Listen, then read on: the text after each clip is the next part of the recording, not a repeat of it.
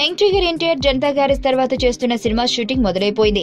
తారక్ లేకుండా ఇతర ఆర్టిస్టులపై కొన్ని సీన్లు తెరకెక్కించే పనిలో బాబీ నిమగ్నమయ్యారు. జై లవకుశ అనే టైటిల్ పరిశీలిస్తున్న ఈ మూవీలో ఎన్టీఆర్ 3 పాత్రల్లో మెరవనున్నారన్న సంగతి తెలిసిందే. ఇందులో 2 పాత్రలు కవలలు కాగా మరొకటి తండ్రి పాత్ర. ఆంధ్రవాలలో తారక్ తండ్రి కొడుకులుగా నటించారు. అదర్స్ లో ట్విన్స్ గా చేశారు.